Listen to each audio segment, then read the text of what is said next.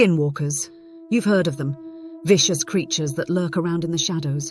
You probably know that you might not survive an encounter with one. But who are they really? Where do they come from? Today we have a guest. A skinwalker from the sprawling forests of Arizona recounts his life story. Be warned, dear listener, this story is quite disturbing. Scroll away now if you wish to sleep peacefully tonight. Blood. My hands are covered with it, countless victims over the many, many years I have walked in the shadows. Their final cries echoing in my mind. They always run. Some are foolish enough to fight. In the end, no one escapes. I make sure of it. I see life leave their eyes with amusement. How must it feel to be this weak and pathetic? In another life, I too was human. My name is but a faint echo in the depths of memory. I'm no longer the man I once was. For centuries have passed since I walked the earth as a mortal. I am what you call a skinwalker. This is my story. I grew up in a small village near the forest. I never knew my father. My mother abandoned me when I was a child and ran away with her lover. I had no other family. Disgrace, people called her. A poor farmer found me alone and starving. He took me home out of pity. He already had 5 mouths to feed at home. His wife was resentful, but she kept me fed. My new siblings were wary. They never warmed up to me. Our village was quite peaceful. Surrounded by trees, mountains, and a lake, some might call it idyllic. But there was a dark, dark secret. Every month there were attacks. Mangled bodies would be found strewn on the streets. We would wake up to screams and cries of distraught families. But no one spoke of these incidents. After the bodies were buried, everyone carried on with their lives as if nothing happened. Sometimes I heard the villagers speak of dark magic in hushed voices. I tried asking my father about it. He angrily told me to be quiet and never to speak of it again. I never saw him so angry before. Then one night, they came for us. I remember the tall shadow behind the window, those gleaming red eyes, the howling that sounded less like a dog and more like a sinister laugh. Terrified, my father rounded up his wife and children and led us towards a door leading to a small cellar. My mother refused to take me. "Leave him, they will take him and spare us," she said. "Are your children not worth more than this filthy street urchin?" The farmer was torn, but I could see the resolve in his eyes. He looked me in the eyes as he followed his family into the cellar, closing the door behind him. I heard a large bolt scraping into place. I was locked outside. I threw myself at the cellar door, crying, screaming, pleading, and pounding on the door. Why did they abandon me? The howling grew louder and louder. Then, with a loud crash, the main door of the house fell to the floor. A tall, slender figure stood at the entrance, its sinister red eyes gleaming. What was this creature with such immense power? It crossed the threshold and made its way towards me in swift steps. Was I going to die? I covered my eyes, shaking uncontrollably. They would find my mangled body in the streets tomorrow. Would anyone mourn me? Would they cry for me the way they did with the others? Or would I end up in a shallow grave and left to rot? I heard the footsteps stop. Could it hear my heart pounding? Then it spoke in an unearthly voice, "Come." I looked up. It towered over me. Its face was grotesque, part wolf, part man. Gleaming red eyes bore into mine. I remember that moment. My fear had vanished, replaced with a morbid curiosity. "Come or die," he said. Slowly I got up. My legs were still shaking. "Follow," he commanded as he turned around and made his way out of the house. I obeyed. As soon as he stepped out of the house, he vanished.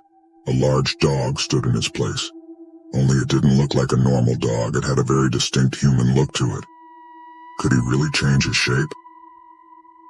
He led me out of the village and into the forest. We walked for what felt like hours. My feet were covered in blisters. Then we reached a clearing and stopped. The dog vanished. The tall, slender man with the wolfish face was back. Suddenly, I was aware that I was being watched by several gleaming eyes in the shadows. There were others.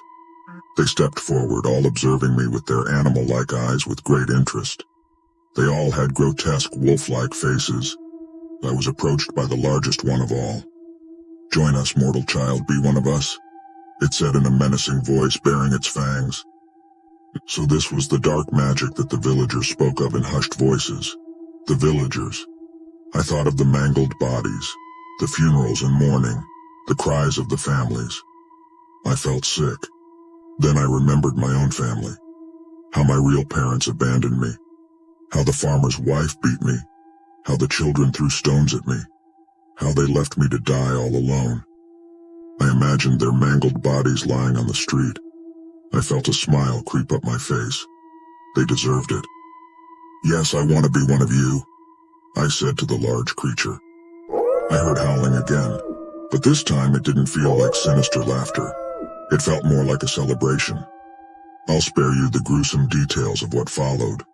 It was a dark ritual that bound me to evil spirits, exchanging my soul for power and immortality. Shadows shifted around me. I felt every bone in my body break and my flesh twisting.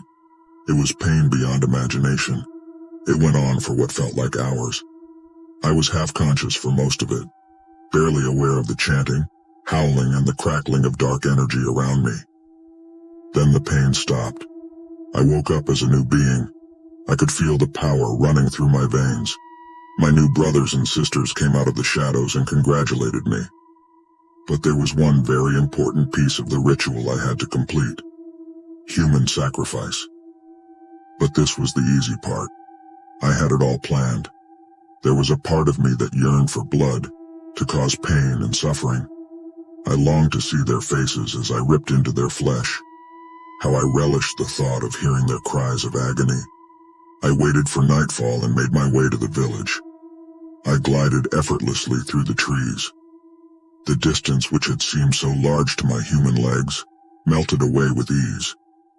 I could go knock on the door and give them a scare, but I was patient. I morphed into a deer and crept up to the house. I could hear the farmer playing with his children inside. How quickly they had forgotten about me. His wife came outside to hang clothes on the line. She saw me in my deer form watching her. She didn't give me a second glance. To her, I was some harmless animal. I shifted to my real form and reached her. Her eyes widened in fear and recognition when she finally saw me. I impaled her with my claws before she could scream, leaving the white sheet sprayed with red. Maybe I was too hasty. I should have waited to hear her scream. I made my way inside. I swiftly ended the children's lives before the farmer could gather his wits. Pathetic little man. Couldn't protect his children now, could he? Hearing his screams gave me immense satisfaction. I left him for last and took my time with him, relishing in his agony. He begged for the end. When I was done, I dragged the bodies out into the street and vanished into the woods. My transition was complete. I was a creature of the shadows now, and as for where I live to this day, I dwell in the shadows that linger at the edge of the world.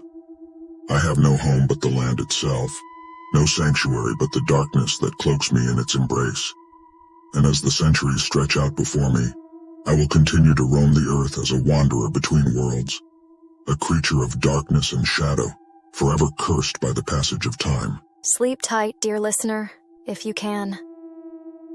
If you enjoyed this chilling tale, consider subscribing for more bone-chilling stories that will keep you up long after the lights are out. Until next time, remember, sometimes the darkest shadows hide the bravest hearts,